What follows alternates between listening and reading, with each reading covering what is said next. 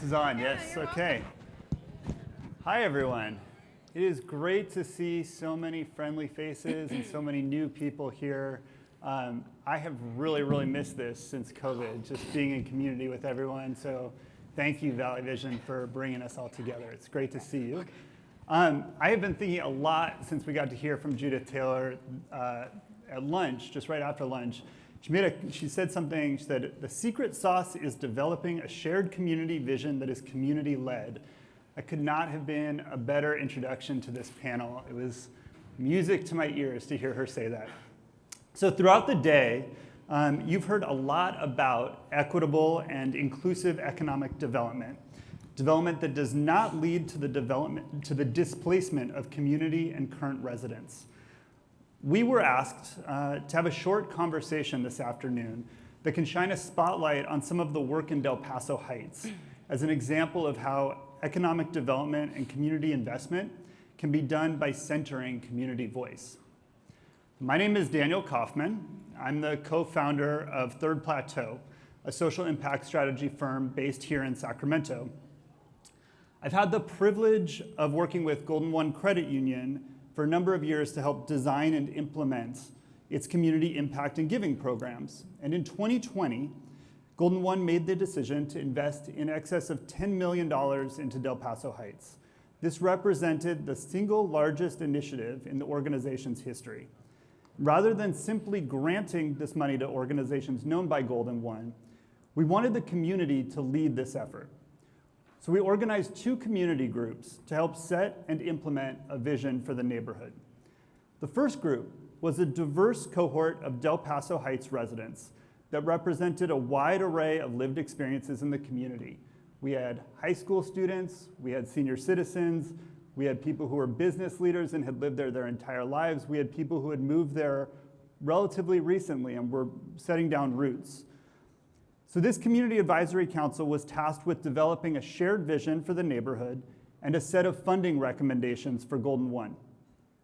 The second group, the Stewardship Council, was comprised of leaders of anchor institutions in the community to help advise and support Golden One to steward this vision. This structure has been the guiding force behind Golden One's engagement, and we couldn't be more excited about how that community collaboration is taking shape. Joining me on stage today are 3 people who've been instrumental to helping bring community voice to the forefront in Del Paso Heights. I have Gina Warren here, who is a community advocate and changemaker in Del Paso Heights. She leads the Neighborhood Wellness Foundation and has been serving on the Golden One Stewardship Council. To her left is Janet Rice, a longtime resident, businesswoman, and leader in Del Paso Heights, and she's served on the Community Advisory Committee. And finally, on my farthest left, I have Erica Taylor, who's Golden One's Vice President of Communications and Community Relations. She's been an advocate and leader of this approach to neighborhood investment within Golden One. So thank you all for being here. I'm really excited to have this conversation. Thank you. Before I begin and turn this over to you, I do just want to note to all of you, you've done a lot of listening to people today. We're asking you to listen for about 25 more minutes, and then we're going to have discussion. I want you to hear some of what has happened in Del Paso Heights, the stories that the 3 panelists can share. But what I really want you to do is actively listen and think about how you can take the lessons that we've tried in Del Paso Heights, what's worked, what has not worked, and take it back to other neighborhoods, other parts of our community, and bring this approach to life. Because so much of what we've been hearing about, right, this shared community vision is true at sort of the macro scale and can also be brought down to individual neighborhoods. So Gina, why don't I ask you to start? Can you just tell us a little bit about what you see as the narrative of Del Paso Heights over the last 5 to 10 years? That's, we can be here probably another 2 hours. But I want to share something with you all that's so incredibly important to neighborhood wellness. Our mission is to disrupt intergenerational trauma and poverty. But what does that mean? Because we hear trauma and we hear it used over and over and over again where it becomes rhetoric. And people don't really understand the experiences that have happened in that neighborhood. I grew up in Del Paso Heights from '77, and then I graduated from Grant High School, went to junior high, graduated from Grant High School. But what I want you guys to understand is that Neighborhood Wellness Foundation was created to deal with the most disproportionately impacted Black community in Del Paso Heights. So we hired 14 of our staff are heavily gang affiliated, have been incarcerated, have substance use disorders, the gamut. The most incredible counselors, the most incredible peer support specialists, the most incredible historical perspective that I could have found. We are an interdisciplinary team that is multi-generational. So we understand prior to the crack cocaine, during the crack cocaine, and what happens afterwards. What I want all of you guys to understand is that there's nobody beneath you. So when you're doing this work in Del Paso Heights, we understand that very clearly, but people have different experiences. The community that we work with in Del Paso Heights ranges from those who've been formerly incarcerated, heavily gang affiliated, who've actually torn up the community, as well as the students at Grant High School who are scholars. So we want whatever is happening in Del Paso Heights to be inclusive to everyone. What we want you to also understand is that people say, oh, you make choices, you make choices.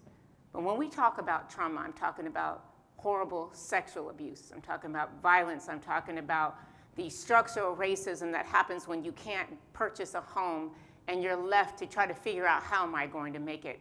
It's our experiences of what it's not having an education. And then you're struggling from physical health and mental health and understanding what childhood adversity actually does to our community. And what we are doing now is what we want you all to understand is that everybody has an opportunity to thrive when you're giving them the opportunity to do so. And that means creating mental health stability. That lowers the barriers that undermine our ability to learn. You provide an education, and then you help with economic stability. So by hiring those who've been formerly gang affiliated and incarcerated, unemployable, they are now helping us shift the trajectory and helping it make it possible for those kids who've shared their experiences. So there's a lot of great things happening with neighborhood wellness, and we focus on those three elements, on mental health, on education, and on economic stability. Gina, maybe you can add to that a bit about sort of how you're experiencing Del Paso Heights, how it's changed over the years, and what you see as the promise of the community, what you're excited about. So my family has lived in Del Paso Heights for 51 years. So I too grew up out there and have seen the myriad of changes that have occurred. Del Paso Heights was a good working community. My mother was a community services representative for Sacramento Housing and Redevelopment Agency. She used to walk the neighborhood and hand out flyers about resources, and she decided to move to the neighborhood and bought a home there. And so it really has been a major transition. I've seen businesses leave, I've seen financial institutions leave, I've seen just crime increase dramatically. A lot of people passed away and others just left. And so Del Paso Heights is not a community that is not resilient and that there's no hope there. There is hope there. There are many of us who have been there for many, many years, and we are still waiting for that transition. And so it was just exciting to know that the Golden One was coming in and going to make a major investment in our community. But for us, it's been a slow progress, one in which in many ways we feel neglected. We know that we're a food desert out there, so Gina is doing some incredible work with those that are most traumatized, but we have institutions out there. Zion Church has been there for some 73 years. Allen Chapel, right there on Grand Avenue, right across, has been there 69 years. Their board and members of the community, they're trying to provide resources and services to encourage more resilience within the community. So I think that what we are looking for, we don't want to be forgotten or left out. We understand there's a lot of work to do, but we do also understand the importance of partnerships, because it's not just the residents that can bring themselves up or change things. It has to be public, it has to be private, and we have to work together. And I think that we all know we're resilient enough to do that.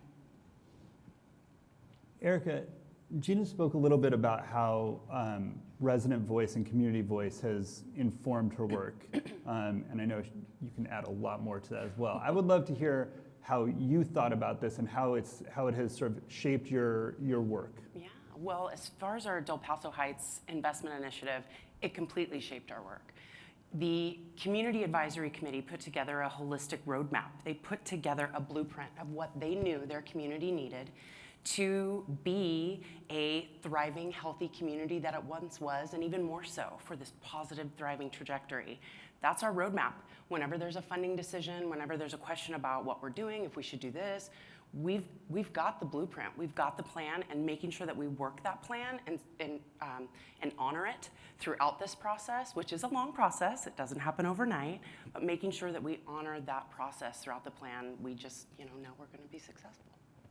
Gina, can you talk a little bit more about kind of how you utilize resident voice in the work that you do, and why that, sort of what the impact is on the work that you do, how it transforms what you do? So for me as a clinician, we look at patterns, and we all look at patterns of disparities, but we are focusing on looking at the mechanisms that created those patterns. And so what our team does is they share their life experiences, so we understand those patterns. When we're seeing over 60-70% of people incarcerated have no high school diploma, most of my team at one point did not have their high school diploma. They're working towards that. We have to look back and extrapolate what their life experience have been to how do they get there in the first place? And so their voices are the strategy what we use. So when we find out that somebody's been formerly incarcerated, somebody's been gang affiliated, why? We get to the root cause of the granular level work, because if we just throw ideas out there that have no relevance to the people who are struggling the most, then it is just that, it's irrelevant. And so we need to see a shift in people's lives and not just the data. Community health needs assessment have done over and over and over again. It's the same data, it's the same outcome, because there's no work being done. So that means that we need to get different voices from the people who are answering these reports or who are part of the focus groups. But I tell you, our community are tired of the focus groups. They want to see the action. We already know that we're sick. We already know that we're uneducated. We already know that we're challenged with these things. We need resources to come in to the people who are closest to the work. I mean, we have an excellent partnership with Mutual Assistance Network. Danielle, their team is leading a great thing. We have a great partnership with Golden One. We started working with Roberts Family Development Center more. We have to come together to collaborate, but all of us are aware of what that data means, but we're tying those numbers to people's lives. These are people, they're families, they're people who are struggling trying to feed their families, and they're trying to become employable, but you can't teach what you don't know. So if you don't know, you've never been to college, if you've never had and know what the process is, it's difficult to get there, but it doesn't mean that they can't. We're just trying to help people realize their potential by lowering barriers and allowing them to access those roads towards achievement.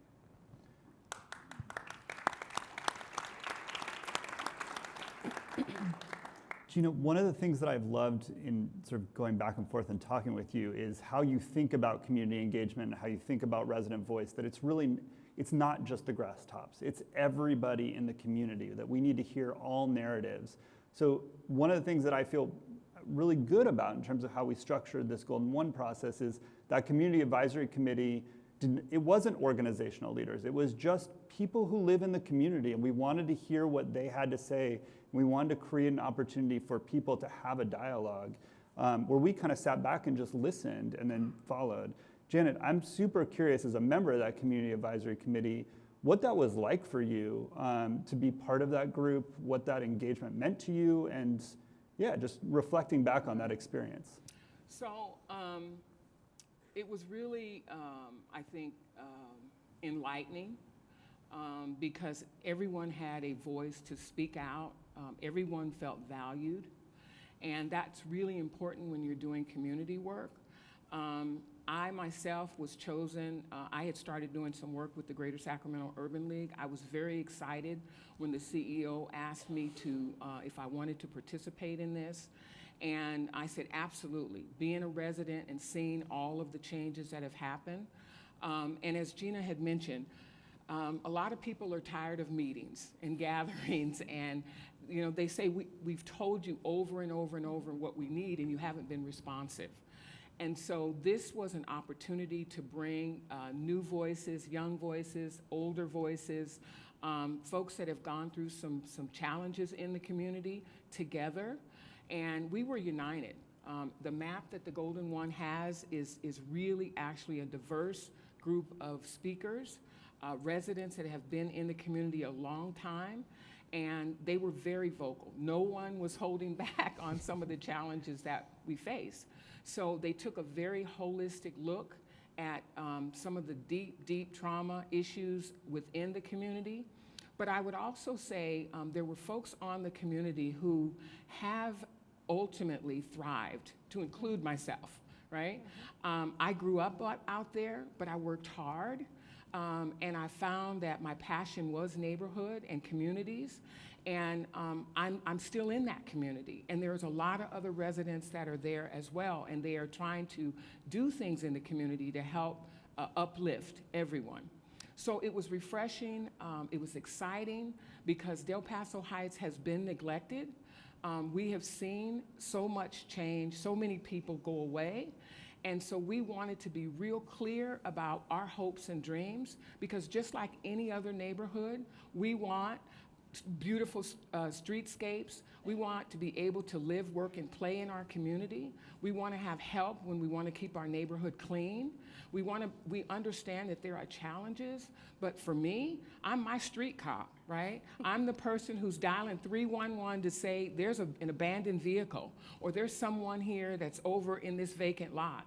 So there are people out there, and this was a dynamic group of people that from all spectrum. We don't want people that have been able to overcome barriers to actually have to move out of the neighborhood because of the condition of the neighborhood. Right. And that was a real big issue amongst the conversation, is that we want to have retail shops. We don't want to take our money to another community. We want to have a drugstore. I remember Rexall Drugs was right on the corner. We had we had Bank of America. We had multiple businesses on the boulevard that were thriving. And yet all of that it's been gone. And we've had some good things, but we've also, I can tell you, one of my pet peeves is the post office. It's not even red, white, and blue. The eagle is a faded color. And so it's not inviting. The curb appeal is terrible. When you go to the store, there's bars on the windows. We don't want that for our community. We don't want that for the children in our community. And so the bottom line is that we came together, we talked about housing, we talked about stores and shops and new businesses and improving facades, right? We talked about people who have gone through trauma and overcome. But our main thing is that we want people that grew up in the community to stay in the community and know that they have options, because community it's all about the entire economic spectrum. It's not one section or the other. And Del Paso Heights has a very rich and vibrant, multicultural environment that we just want to see thrive. So I'm going to take facilitator's prerogative for a second and just lift up something that Janet alluded to. This was an amazing group of people that participated in this community advisory committee, but it was not without disagreement, right? The wonderful thing about having the diversity of perspectives is you have a diverse set of perspectives. And so facilitating a process like this takes time. Mm-hmm. It actually required a lot of just listening to one another, hearing people's stories, and finding where there's sort of shared values that can then lead to recommendations about where to move forward. And I think that was a really important part of that process. It was very much a give and take. I have some history that some people were not aware of. Yeah. So it was being open to hear new ideas. Some folks have experiences that is more recent that I was not aware of. So it was really pushing back and talking to each other to make sure that we came up with solutions that could be implemented. I want to say that ownership is very important when you're in community planning, because people can come in, but it's the people that are in the community that are actually going to sustain it and own it and help it to move forward. And that was a feeling that I got in our collaborative effort around this advisory council. Everyone had a voice, it was valued, and they didn't hold back. And we challenged each other when there was an assumption, and to prove if that assumption was actually accurate. And so we were able to come together as a team, and it was just a really rich and a rewarding experience. And I just was so pleased to see that a private partner was coming into our community, listening to our voices, and being willing to make an investment to help move the neighborhood forward. And I believe that this investment will be a catalyst. It's not the only investment, but it is a catalyst to the start of something that's really going to be positive for the community. Erica, this process was not standard operating procedure for Golden One. This was definitely getting out of our comfort zone and doing something a little different. Absolutely. I'm curious just how you reflect on that process, and what about the community engagement and feedback that you got through this made you think about this work differently? Well, as far as the process, I have no idea why we did it any other way before or why any other funder does it that way. When you walk in with a check and a prescription, seems to be the norm. I don't see us ever doing anything like this again without starting with the community, absolutely. You know, you had asked me to reflect on how working hand in hand and in partnership with the women, like people like the women on the stage, changed. And I think doing this work, certainly with this project, the research that went into it and kind of deciding what we wanted to do and where we wanted to focus, there was a lot of hopelessness. There's a lot of negativity. There's a lot of history that is not good. There's a lot of reasons that we're here that are just hard to digest and hard to grapple with. But in meeting the people and talking to residents, I was filled with so much hope. I have met young people that make me more inspired for the future of this country than my own children do. Don't tell them I said that. I have met inspirational people. I have met, I talked about young people. I've met older people that just envelop everyone that they interact with in love and concern and genuine kindness. So there's so much hope, and framing the project in that way has really helped me keep up with the work and not kind of get lost in. There is so much work to do, and there is so much to overcome, and there are so many challenges. We are going to make sure everyone thrives, and we're going to work hard to do it. So it's been great. Great. Gina, this is standard operating procedure for neighborhood wellness. This is something that's baked into the DNA of your organization. Can you give us just an example of where engaging community changed how you thought about the work that you do, what sort of surprised you and maybe changed what you do, how you do it differently? In my academic world, I got my doctorate degree in '96 from UCSF. I never, ever would have learned what I learn now, being at the granular level, to listen, to learn, to observe. We spend time in our healing circle. It's been our signature work that we do, where we listen, we share life experiences in a sacred space, and we talk about growing up where the only pathway that we know is toxic. You know, we always talk about people, places, and things, who you're with, where do you go, and what you do. We've had a situation where one of our employees, who his first job ever was neighborhood wellness, and he was 47 when we hired him. He'd been 30 years incarcerated, 47, 30 years incarcerated. So he's a legacy of incarceration, because the first time his dad ever watched him play basketball was on the prison yard.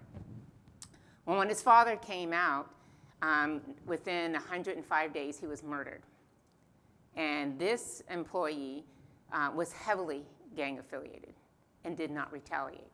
And I'm going to explain to you why, is when you open up new pathways that's not toxic, and you explain to them how they live that life, and there's new ways, calling him, texting him with our group, praying with him, loving him, and giving him hope that we have to go through a different process to make sure that that gets addressed. It's been over a year. He didn't retaliate. The same thing with the April 2022. We had 4 of our staff who were related to somebody who died at that April downtown shooting, and there was no retaliation.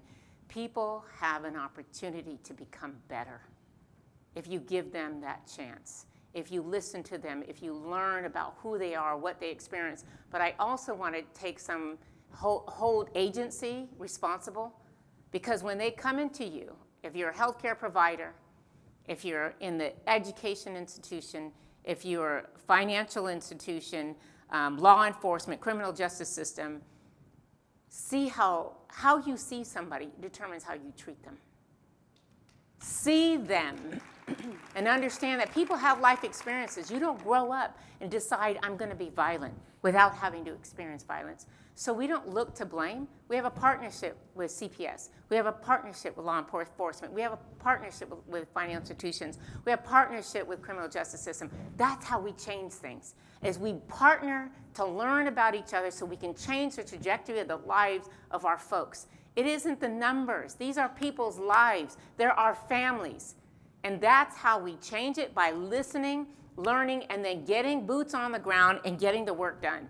But stop promoting people who can't read or write, okay? We have people who are graduating illiterate, so they're unemployable, but we want them to be better. But we are not taking responsibility for the work that we do. I was a pharmacist, and I had a kid say to me, I don't need another drug. He was coming out of RCCC. I don't need another drug. I need somebody to talk to. And that's what changed it for me. We're not doing wellness. We're not doing health and wellness because we're looking for a quick fix, write the prescription, and send people on their way. But we never listen. We have to start listening because this matters to all of us.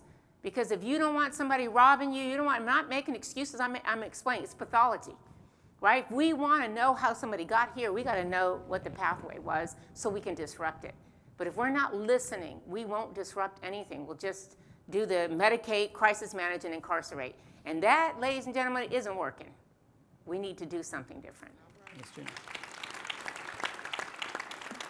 So we just have a few more minutes, and what I'm hoping is that each of you can maybe take a minute and just share a piece of advice to all of the participants and attendees today of, for those thinking about organizing community for community planning, what would you suggest that they focus on and prioritize? So Erica, maybe you want to start? If you want the playbook that Golden One used, call me. And with that, I'm going to ask for your help.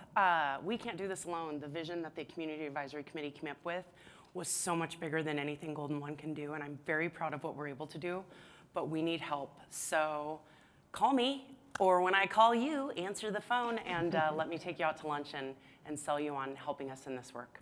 Thanks, Erica. Janet? So my biggest advice would be communicate. It's very, very important when you have a community that has been neglected and there has been no economic vitality in a long time.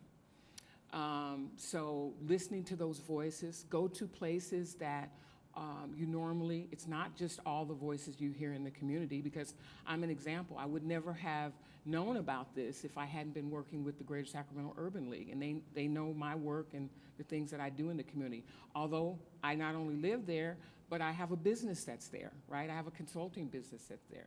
So it was an opportunity to blend my experiences in life with my community life. And so you have to go far and wide to find people to participate so that you have a diverse group of people that you're receiving information from. Because there's a lot of good work, great work going on in the community. Gina's doing some fantastic work, but there's others in the community, again, as I mentioned before, that they are also counseling people and talking to people and loving on people to try and continue to keep them in the community. So that's really, really important. And I would say that honor them, share your ideas, because many of them, they don't know. And so it's good when they can hear you give them feedback as well. And just communicate, because more information is better than less, because you lose hope if you're not hearing anything, right? You want to know that people are moving and that they're doing something. Action, it speaks louder than words, right? And so if you're communicating that, and I've been very appreciative that the Golden One has been very transparent. They have let us know their plan and what they want to do. And like I said, everyone that participated in the council felt valued, right? They had important information to share about our community. And so to have that forum is just so very, very important, because, you know, you have to, in some ways, you have to sell a community, right? That what you say you're going to do, you're going to do it. And if you do that, you will get everyone behind you, and they will also own the process, and they will sustain the process. Yes. And so the people that Gina are working with, those are our advocates too for the community, because when they transition and transform and their life is changed, then they become very vocal about the possibilities. And that, it's like a ripple of hope. And it goes throughout the community so that people then can gather and join in the effort to support whatever transformation that you're trying to do within that neighborhood. Thank you. Gina? I said in 2019, when I was working on a fast pitch, and I said I wanted to shift a culture as our organization, and somebody scoffed at me. We're shifting a culture. And we are resetting what has been violence to what is achievement. When you are situated in the heart of Del Paso Heights, where across the street was just mostly fighting, videotaping, there has been shooting, drug trafficking, all of those things. When you reset an expectation and people respond because they don't want to disappoint, we're shifting a culture. Anything is possible when you believe somebody is worthy. So see our people as worthy, see our community at their lowest possible rung, see them as worthy, and that remember that there's nothing wrong with people, but a lot has happened. So change the lens. I ask you all to, which you see people, and start asking, I wonder what happened, and see what you can do as an individual to shift that, to see what you can do to help improve people's lives, because everybody deserves to realize their full potential, and that includes folks in Del Paso Heights. So for me, this has been one of the most meaningful professional experiences I've been able to participate in. So I want to say thank you to Gina and Janet and Erica and so many other people that have been part of this, for allowing me to be part of the community with all of you and participate in this. And I want to say thank you to all three of you for joining us today and sharing your wisdom and thoughts. And I really do encourage you all to ask more questions and be in dialogue. This is something we're all going to learn to do together. So thank you very much. Thank you, Daniel. Appreciate it.